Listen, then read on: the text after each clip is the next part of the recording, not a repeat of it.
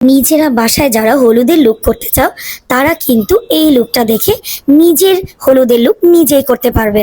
So ভিডিওটি start করি, চলো। প্রথমে বিউটি গ্লেজডের কালার বোর্ড প্যালেট থেকে আমি একটা ট্রানজিশন শেড নিয়ে নিলাম এবং হট পিঙ্ক একটা কালার নিয়ে ক্রিজে ব্লেন্ড করে নিলাম। দেন ট্রানজিশন শেডটা আবারও নিয়ে আমি আরও একটু এই দুটো শেডকে মিক্স করে ব্লেন্ড করে নিলাম। দেন আমি একটা কনসিলারের সাহায্যে হাফ কাট ক্রিজ করে নেব আমার আইজে। দেন বিউটি ব্লেন্ডার দিয়ে একটু ব্লেন্ড করে দিচ্ছি।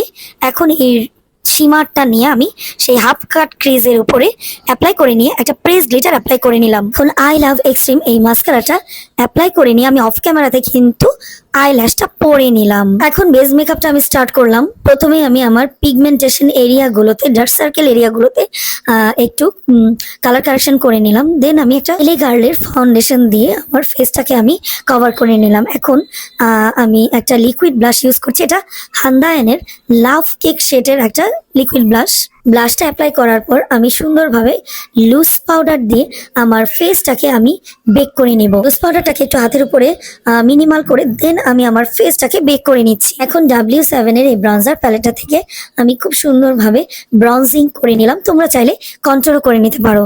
এখন ফেসে একটা শাইন আনার জন্য আমি এলেগাল প্রো এর এই শাইনি টাইপ সেটিং স্প্রেটা অ্যাপ্লাই করলাম। এখন আমি হাইলাইটার অ্যাপ্লাই করে নিব।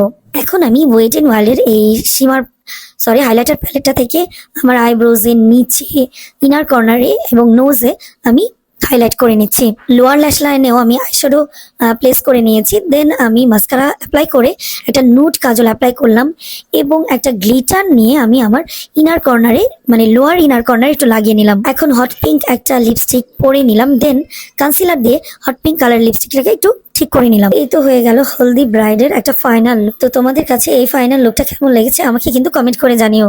আর ভিডিওটি ভালো লাগলে অবশ্যই like, follow, share and subscribe করে